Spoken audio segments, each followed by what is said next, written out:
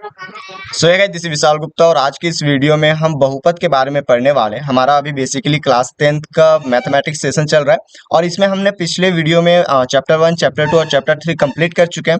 आज हम basically chapter 4 के बारे में पढ़ेंगे और जो कि आपको यहाँ पे बहुपद देखने को मिलेगा, पॉलिनोमियल के बारे में हम पढ़ेंगे।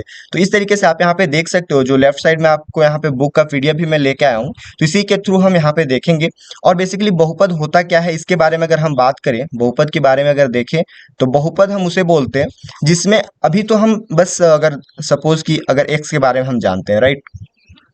अगर हम इस x को जानते हैं तो x अभी कितने पद है इसमें, तो जितने इसके घात में होगा, अभी हमने पावर पढ़ा था, राइट। पावर और घातांक हमने पढ़ा था, घात और घातांक पिछले वीडियो में। तो जितने पावर में होगा उतना बहुपद होगा। तो इसमें कितना पावर है, और बेसिकली ये 1 है ना। अगर x है, अगर इसी जगह में एक्स स्क्वायर प्लस 2x दे देता तो ये आपका बहुपद बोल सकते थे इसको, लेकिन इसको अभी हम बहुपद नहीं बोल सकते। तो बहुपद बोलते किसको है, इसी के बारे में हम अभी देखने वाले हैं। तो चलिए इसमें अगर हम आगे देखते हैं नीचे में, तो इस तरीके से आप यहाँ पे देखोगे। तो चलिए हम स्टार्ट करते हैं अपना प्रश्नावली 4.1। तो यहाँ पे क्या बोल रहे हैं, निम्नलिखित व्यंजकों में कौन सा बहुपद है और कौन सा नहीं, अपने उत्तर का कारण दीजिए। तो इसमें से कौन सा बहुपद है और कौन सा बहुपद नहीं है, चलिए इसके बारे में अगर हम देखते हैं। तो पहला जो आपके पास दिया है 4x square minus 3x plus 5, उसके बारे में अगर हम बात करें तो यहाँ पे आपको दो, यहाँ पे एक्स स्क्वायर पहले देखने को मिल रहा है, उसके बाद फिर एक्स के फॉर्म में मिल रहा है। तो इसको हम बहुपद बोलेंगे क्योंकि यहाँ पे आपको दोनों फॉर्म देखने को मिल रहा है, ठीक है। तो घात पूर्ण संख्या है ना, जैसे यहाँ पे अगर हम बात करें, क्या है हमारे पास 4x square minus 3x plus 5। तो ये जो घात है, ये x के पावर में जो घात है ये 2 है और यहाँ पे 1 है। ये पूर्ण है, पूर्ण इन द सेंस कि जो ये है तो ये इसका पूर्ण घात नहीं है क्योंकि इसके अंदर करनी लगा है, रूट लगा है, लेकिन ये तो पूर्ण है ना, ये पूरा पूर्ण संख्या है। तो इसी को बोलते हैं, अगर घात में पूर्ण संख्या हो तो उसको हम बोलेंगे, मतलब ये हमारा बहुपद होगा। अगर दूसरा की बात करें तो दूसरा बहुपद नहीं है क्योंकि हम ये जो z प्लस, यहाँ पे लिख देता हूँ, z+3/z लिखेंगे। इसको हम कैसे लिख सकते हैं, z+3z के पावर -1। आपको पता है कि ऊपर जाएगा तो माइनस घात लग जाएगा, तो ये -1 है ना, पूर्ण संख्या तो नहीं है, माइनस में है, फ्रैक्शन में, ठीक है। तो इसको हम बहुपद नहीं बोलेंगे, मतलब यहाँ पे हमारा दूसरा जो है बहुपद नहीं होगा। तीसरा की बात करें तो यहाँ पे भी देख सकते हो आप, यहाँ पे रूट में है, जो y है वो रूट में है, इसलिए हम इसको भी बहुपद नहीं बोलेंगे। चौथा चलिए देखते हैं। चौथा यहाँ पे एक्स स्क्वायर प्लस 3/2 है, तो इसको हम बहुपद बोलेंगे क्योंकि यहाँ पे जो x का घात है वो पूर्ण संख्या है, इसलिए हम इसको बहुपद बोलते हैं। पांचवा की अगर बात करें तो यहाँ पे देख सकते हो, पांचवा भी हमारे पास बहुपद है क्योंकि यहाँ पे अगर मैं इसको जूम करूं तो ये x के पावर 10 प्लस y के पावर 3 प्लस t के पावर 50, मतलब ये जो 10 है, ये जो 3 है और ये जो 50 है, ये पूर्ण संख्या है, इसलिए इसको हम बहुपद बोलेंगे। बाकी मतलब यहाँ से अगर हम देखा जाए तो पहला हमारा बहुपद है, तीसरा हमारा चौथा हमारा बहुपद है और पांचवा हमारा बहुपद है। बाकी दूसरा और तीसरा बहुपद नहीं है। तो इस तरीके से आप यहाँ पे देख सकते हो। चलिए अब हम अगर इसमें देखते हैं, ये जो हमारा दूसरा क्वेश्चन क्या बोल रहा है कि निम्नलिखित में एक्स स्क्वायर का गुणांक लिखना है।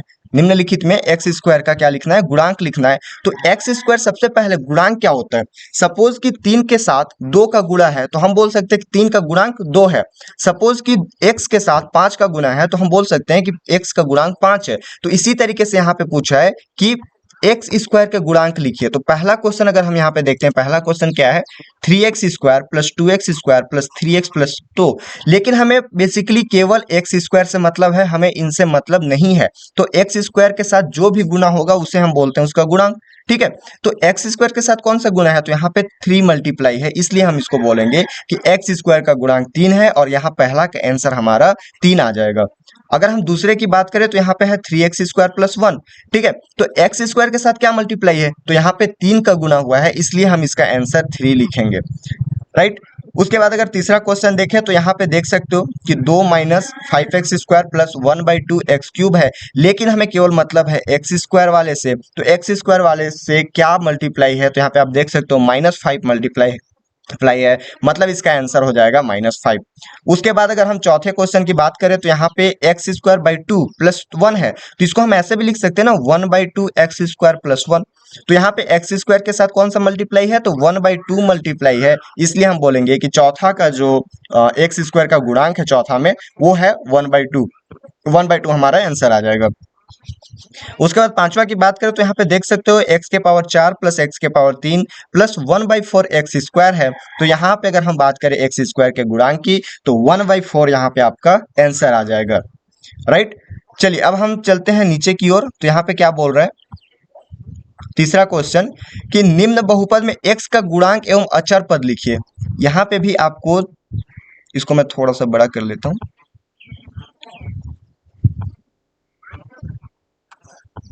हाँ, ये देखिए तीसरा क्या बोल रहा है कि निम्न बहुपद में x का गुणांक एवं अचर पद लिखिए। अचर पद क्या होता है? अचर पद वो पद है जिसका वैल्यू फिक्स हो। जैसे अगर हम बात करें यहाँ पे 5 देख रहे हो, यहाँ पे 7 देख रहे हो, यहाँ पे 2 देख रहे हो, तो हम अभी भले ही इंडिया में है तो अभी इसको हम 5 ही बोलेंगे। अमेरिका में भी जाएंगे तो इसको 5 ही बोलेंगे, इसका वैल्यू 5 ही होगा, ना कि इसका वैल्यू 6 होगा, ऐसा नहीं होगा। तो जिसका वैल्यू फिक्स होता है उसे हम बोलते हैं अचर संख्या, और जिसका वैल्यू फिक्स नहीं होता है, जैसे हम बात करें एक्स की, तो अगर हम यहाँ पे एक्स की बात करें तो एक्स का वैल्यू तो फिक्स नहीं है ना, क्योंकि x का वैल्यू अगर हम देखें तो अभी इसका सपोज कि 2 वैल्यू है, लेकिन बाद में हम इसको 3 भी, कभी हमारा 2/3 भी आ जाता है, मतलब इसका वैल्यू क्या होता है, इसका वैल्यू चेंज होते रहता है, इसलिए हम बोलते हैं उसको चर संख्या। और जिसका वैल्यू फिक्स होता है उसे हम बोलते हैं अचर संख्या। मतलब यहाँ पे हमारा अचर संख्या कौन सा हो गया? तो यहाँ पे हमारा अचर संख्या हो गया आपका ये 5 हो गया, और x का गुणांक में 1/5, मतलब इसका आंसर देखा जाए तो 1/5 और 5 आंसर हो जाएगा। आई होप आपको समझ में आ रहा होगा, ठीक है। अब यहाँ पे देखते हैं दूसरा क्वेश्चन में, तो x के साथ क्या मल्टीप्लाई है? √2 मल्टीप्लाई है, और अचर में क्या लिखेंगे हम? 7 लिखेंगे, मतलब कि हमारा आंसर हो जाएगा √2 और 7। तीसरे की बात करें तो यहाँ पे x नहीं है, आप देख रहे हो कि यहाँ पे एक्स स्क्वायर प्लस 2 है, लेकिन इसको हम ऐसे भी तो लिख सकते हैं ना, x square plus 0x plus 2, मतलब कि x का गुणांक 0 है, और फिर अचर की बात करें तो 2 है, तो 0 और 2 इसका आंसर हो जाएगा। चौथा क्वेश्चन अगर हम देखते हैं, निम्नलिखित में से प्रत्येक का एक उदाहरण लिखिए। घात 4 का द्विपदीय बहुपद, द्विपदीय मतलब कोई भी 2 पद होना चाहिए, और घात कितना होना चाहिए? 4 होना चाहिए। तो आप लिख सकते हो सपोज x के पावर 4 प्लस, आप यहाँ पे कितना डाल दो? 4 ही डाल दो, एक उदाहरण देना है, ठीक है। उसके बाद दूसरा की अगर हम बात करें तो दूसरा क्या हो जाएगा हमारे पास? घात 6 का त्रिपदीय बहुपद, मतलब घात 6 होना चाहिए और 3 पद होना चाहिए। तो इसमें हम लिख सकते हैं x के power 6 plus suppose 3x plus 9 लिख दो, ये आप उदाहरण लिख सकते हो। आप कुछ भी लिख सकते हो, यहाँ पे कोई फिक्स नहीं है कि यही आंसर आपका होगा, बट ये चीज ध्यान देना है कि यहाँ पे बोल रहा है घात 6, और यहाँ पे भी हम पावर में 6 ही रखेंगे, राइट। उसके बाद अगर हम तीसरा देखें, घात 5 का एक पदीय बहुपद, तो इसको हम लिख सकते हैं x के पावर 5 या फिर y के पावर 5 या फिर z के पावर 5, कुछ भी आप लिख सकते हो, बस एक पदीय होना चाहिए, मतलब सिंगल डिजिट में होना चाहिए। I hope this is clear for you, right. चलिए अब हम चलते हैं पांचवा क्वेश्चन की ओर। निम्नलिखित बहुपदों में प्रत्येक की घात लिखना है। तो यहाँ पे घात कितना है उसे हम लिखेंगे। तो घात की अगर हम बात करें तो सबसे मैक्सिमम जो घात होता है उसे हम लिखेंगे। तो पहले क्वेश्चन में अगर हम देखें, यहाँ पे है x³ है प्लस यहाँ पे -6x² प्लस x, लेकिन सबसे ज्यादा घात कितना है? तो 3 है, तो यहाँ का आंसर हो जाएगा पहला का 3। दूसरे में देखें तो यहाँ पे आप देख सकते हो 9 घात है, यहाँ पे 7 है, यहाँ पे 2 है, लेकिन सबसे ज्यादा क्या है? 9 है, तो ये हमारा 9 यहाँ पे आंसर हो जाएगा। तीसरे में बात करें तो यहाँ पे देख सकते हो ये 3 है और ये 1 है, तो दोनों का मल्टीप्लाई करके फिर हम यहाँ पे क्या करेंगे? तीसरा का अगर हम आंसर लिखते हैं तो ये दोनों जुड़ जाएगा, 3 और 1, तो यहाँ पे हो जाएगा 4। आपको ऐसे नहीं करना है केवल 3 लिखना है, क्योंकि दोनों मल्टीप्लाई में, इसलिए हम दोनों के घात को जोड़ देंगे। यहाँ पे भी हो जाएगा, ये 2 है और इसके पावर में 1 है, मतलब ये 3 हो जाएगा इसका आंसर। यहाँ पे सिंगल है तो ये 1 हो जाएगा, इसमें कुछ नहीं है, मतलब इसको ऐसे भी तो लिख सकते हैं, तो इसका हो जाएगा 0। तो इस तरीके से हम यहाँ पे लिखेंगे। उसके बाद छठवें की बात करें तो यहाँ पे देख सकते हो, निम्नलिखित बहुपदों में से अचर रैखिक द्विघातीय एवं त्रिघातीय बहुपदों को छांटिए। तो यहाँ पे अगर हम छठवें की बात करें तो यहाँ पे आप देख सकते हो, जो पहला क्वेश्चन है उसको हम सबसे पहले देखते हैं। तो जो पहला क्वेश्चन है यहाँ पे, निम्नलिखित बहुपदों में से अचर रैखिक द्विघातीय एवं त्रिघातीय बहुपदों को छांटिए। तो सबसे पहले हम अचर की बात करते हैं। अचर मैंने बताया था जिसका वैल्यू फिक्स होता है। तो अचर में हम देखें तो ये आपका अचर हो गया एक 6वां नंबर, एक आपका 10वां नंबर अचर हो गया, और एक आपका 12वां नंबर अचर हो गया, राइट। उसके बाद अगर हम बात करें कि रैखिक द्विघातीय, रैखिक की बात करें तो रैखिक मतलब जिसका पावर 1 हो, राइट, जिसका पावर भी 1 हो उसको हम बोलते हैं रैखिक। तो यहाँ पे आप देख सकते हो ये हमारा चौथा रैखिक हो गया। उसके बाद हमारा यहाँ पे देख सकते हो आप ये 11वां भी हो गया हमारा, और ये 9वां भी हमारा हो गया क्या, रैखिक हो गया। अब हम देखें रैखिक, यहाँ पे देख सकते हो अब हमारे क्या बचा, द्विघातीय। तो द्विघातीय मतलब जिसके पावर में दो हो, तो ये तीसरा द्विघातीय हो गया। यहाँ पे फिर सातवां द्विघातीय हो गया, आठवां आपका द्विघातीय हो गया। अब बचा हमारे पास त्रिघातीय, तो पहला में 3 घात है, दूसरा में 3 घात है, और पांचवा में 3 घात है, तो ये हमारा हो गया त्रिघातीय। अब हम चलते हैं नेक्स्ट एक्सरसाइज की ओर। बहुपद के शून्यक हम यहाँ पे निकालने सीखेंगे, और ये हमारा होता है 4.2। अभी तक हमने 4.1 पढ़ लिया है, 4.1 हमारा कंप्लीट हो चुका है। अब हम 4.2 की ओर बढ़ते हैं, राइट। तो 4.2 की ओर अगर हम चलते हैं यहाँ पे, तो यहाँ पे आप देख सकते हो 4.2 की ओर अगर हम यहाँ पे चलें, तो पहला क्वेश्चन क्या बोल रहा है, बहुपद 5x³ minus 3x² plus 3x-2 का मान यहाँ पे ज्ञात करना है। अगर हम पहले क्वेश्चन की बात करें, तो जैसा आप क्वेश्चन यहाँ पे देख सकते हो, क्वेश्चन क्या है हमारे पास। तो पहला क्वेश्चन क्या बोल रहा है, 4.2 का पहला क्वेश्चन हम यहाँ पे देखेंगे कि बहुपद 5x³ minus 3x² plus 3x-2 का मान ज्ञात कीजिए यदि यहाँ पे वैल्यू अलग अलग यहाँ पे दिया है। पहले हम x इज इक्वल टू 0 के लिए देखेंगे, उसके बाद x इज इक्वल टू 1 के लिए देखेंगे, then after x is equal to -1 के लिए देखेंगे। तो चलिए हम एक एक करके इसको बनाते हैं, और फिर आपको अच्छे तरीके से यहाँ पे समझ में आ जाएगा।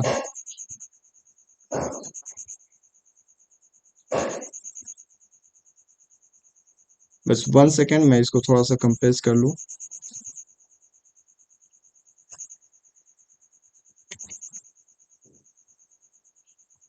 और मेरे साथ साथ आप भी बनाते चलना, ताकि आपका भी कॉन्सेप्ट यहाँ पे क्लियर होते चले।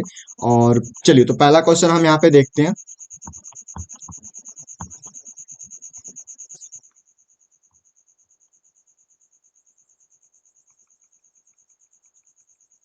तो अगर हम बात करें यहाँ पे पहले क्वेश्चन की, तो हमारे पास यहाँ पढ़ रहे हैं हम 4.2, और पहला क्वेश्चन अगर हम देखते हैं, तो क्या है हमारे पास 5x³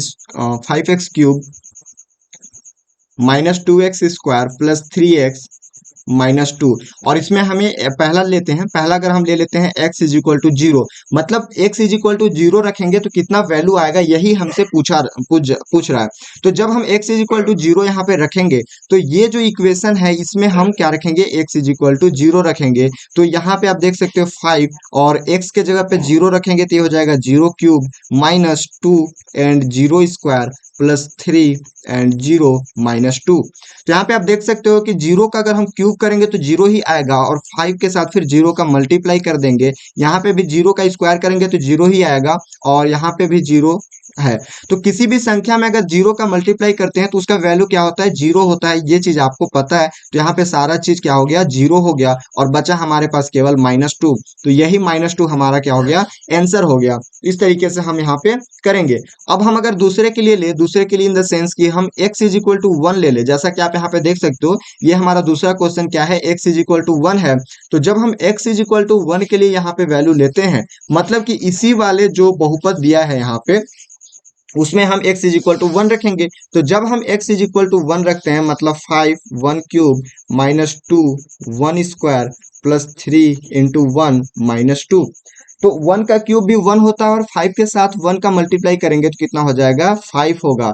दो, एक का फिर यहाँ पे स्क्वायर एक ही होता है, और 2 के साथ गुना करेंगे तो क्या हो जाएगा, 2 हो जाएगा, प्लस 3 एकम 3 -2। तो यहाँ पे आप देख सकते हो कि 5 में से 2 गया 3, 3 3 6, 6 में से 2 तो 4, 4 आपका हो गया आंसर। आप भी मेरे साथ बनाते चलिए, और ताकि आपका नोट्स भी यहाँ पे प्रिपेयर होते चले।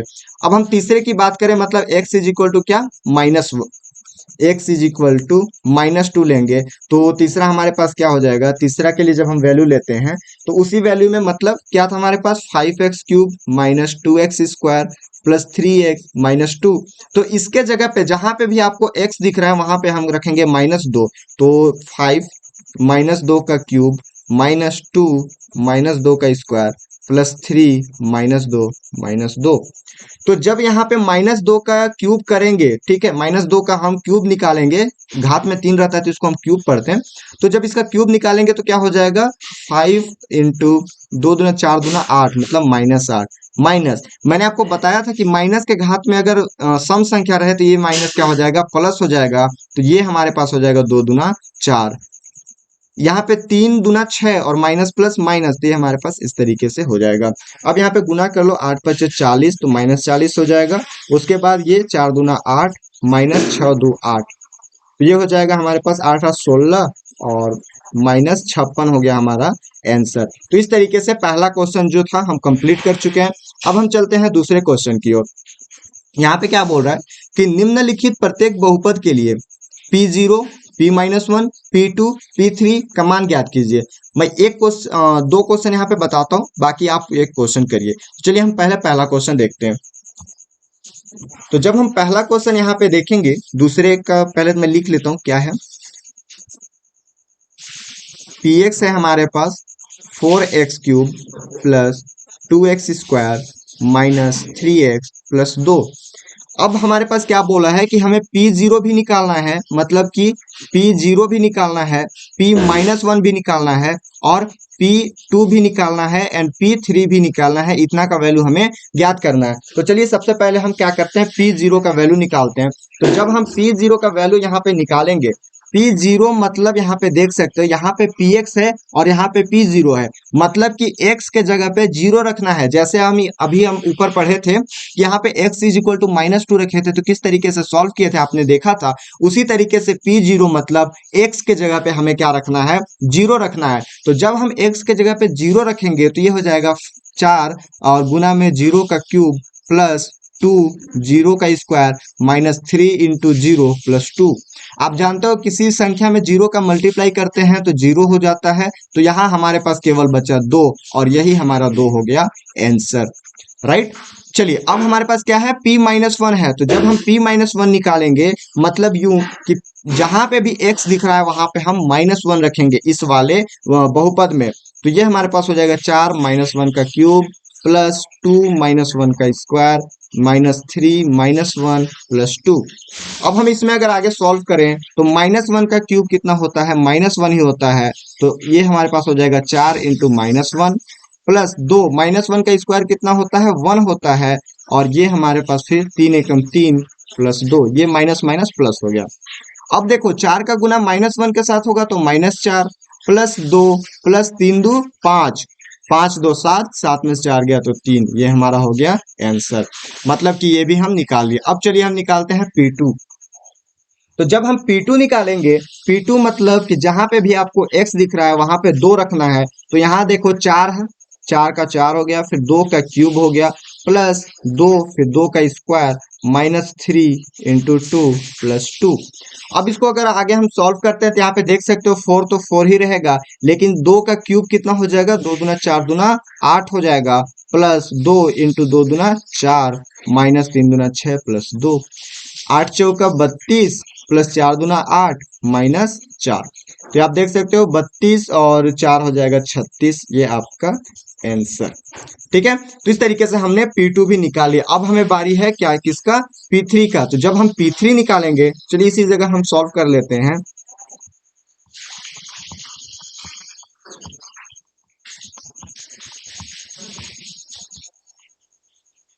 तो जब हम यहाँ पे P3 निकालेंगे, मतलब जहां पे भी आपको x दिख रहा है वहां पे क्या रखना है, 3 रखना है। तो ये हमारे पास कुछ इस तरीके से आपको देखने को मिलेगा। और मैं आपको फिर से बता दे रहा हूँ कि आप भी मेरे साथ बनाते चलिए ताकि आपका कॉन्सेप्ट और अच्छी तरीके से क्लियर होते चले, राइट। चलिए तो यहाँ पे 4 और 3 का अगर हम क्यूब निकालते हैं तो 3 त्रिकी 9, 9 त्रिकी 81 हो जाएगा, सॉरी 27 हो जाएगा। और फिर यहाँ पे हो जाएगा 2 इंटू 4 माइनस 6 प्लस 2।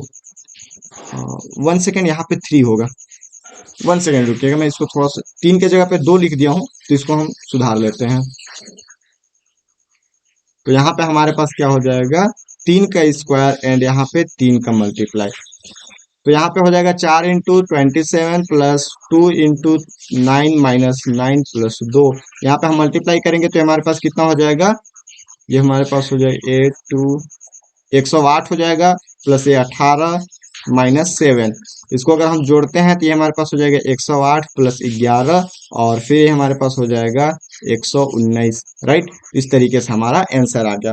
मतलब कि ये क्वेश्चन हमारा कंप्लीट हो गया। आई होप ये चीज आपको यहाँ पे क्लियर हुआ होगा। मतलब कि जहां पे आपको दिख रहा है, यहाँ पे अगर टी वाले को हम लेते हैं तो टी के जगह पे अगर हम जीरो रखेंगे, मतलब जहां पे भी टी है वहां पे जीरो रखाएगा। अगर हम -1 रखेंगे तो जहां पे भी टी है वहां पे -1 रखाएगा।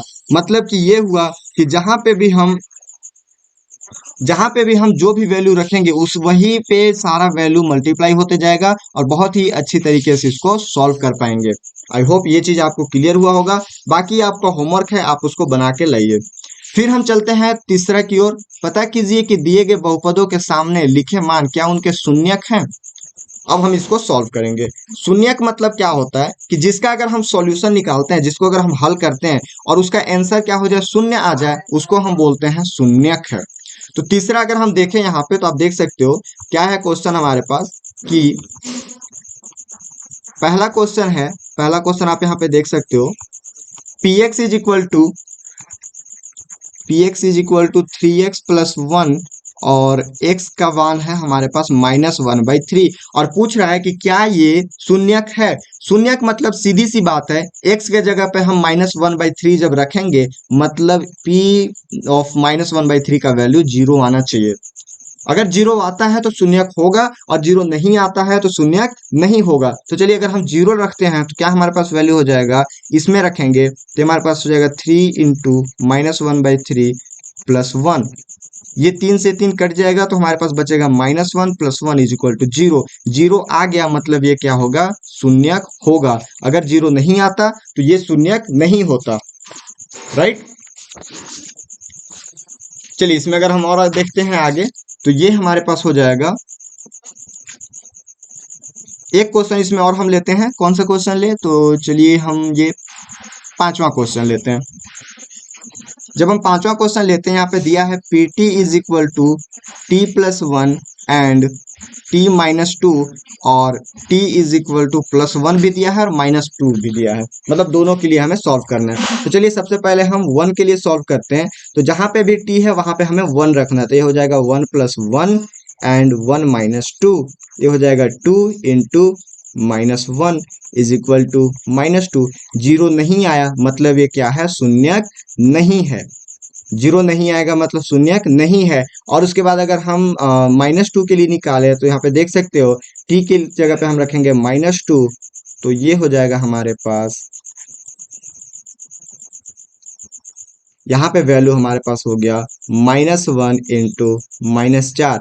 मतलब ये भी हमारे पास शून्यक नहीं होगा। इसका भी वैल्यू शून्य नहीं आया मतलब शून्यक नहीं है। जिसका वैल्यू शून्य आ जाएगा उसको हम शून्यक बोलेंगे, जिसका वैल्यू शून्य नहीं आएगा उसको हम शून्यक नहीं बोलेंगे। तो इस तरीके से आपका क्वेश्चन नंबर 4 भी कंप्लीट होता है और यहाँ से हमारा एक्सरसाइज जो 4.2 था वो कंप्लीट होता है। चलिए अब हम चलते हैं लास्ट एक्सरसाइज की ओर और ये हमारा चैप्टर का लास्ट एक्सरसाइज है और इसके बारे में फिर हम पढ़ते हैं। तो हम अगर यहाँ पे देखें 4.3 की अगर हम बात करें तो 4.3 में आप देख सकते हो कि पहला क्या है, निम्नलिखित बहुपदों को जोड़िए। आपको बहुपदों को जोड़ना है।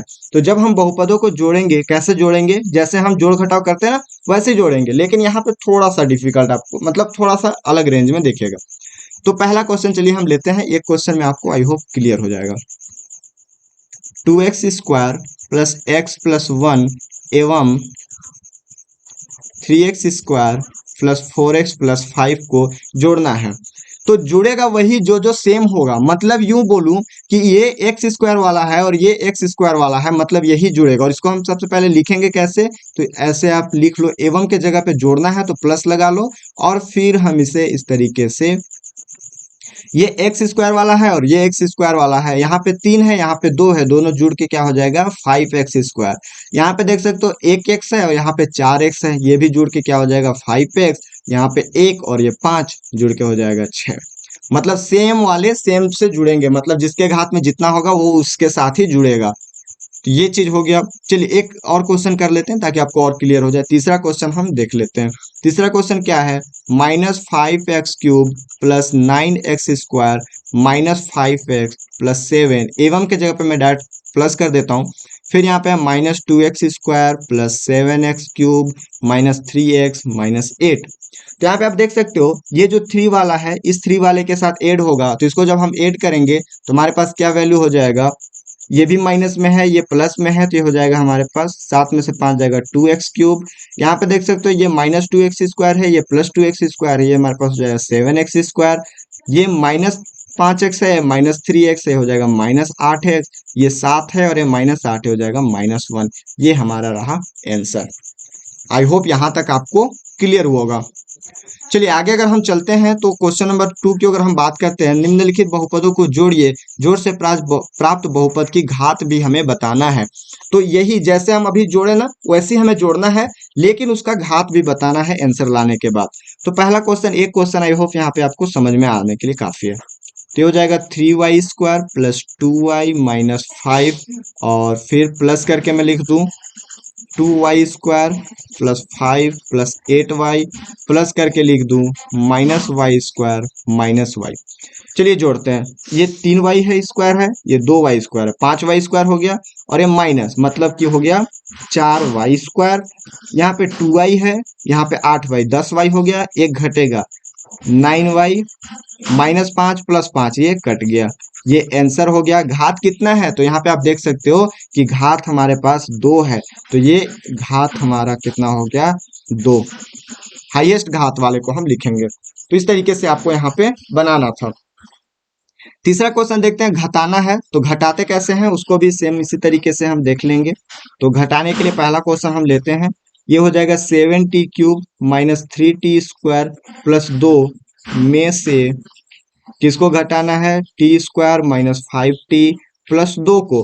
तो इसको घटाने के लिए सबसे पहले तो आप यहाँ पे लिख लो घटाने टाइप का, तो ये हो जाएगा हमारे पास माइनस, लेकिन माइनस के साथ हम ब्रैकेट भी लगाएंगे क्योंकि सब माइनस होगा तो सबका साइन जो है वो चेंज हो जाएगा। तो यहाँ पे हो जाएगा 7 3³ माइनस 3² प्लस 2, ये माइनस प्लस हो जाएगा -t², फिर माइनस माइनस प्लस हो जाएगा 5t, फिर माइनस प्लस माइनस 2 हो जाएगा। अब इसको सेम वैसे ही कर दो, 3t³ है, बाकी कोई क्यूब में नहीं है तो इसको हम लिख लेंगे।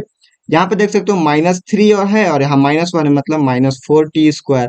ये हो जाएगा 5t, और फिर यहाँ 2 से 2 कैंसिल। ये हो गया आपका आंसर।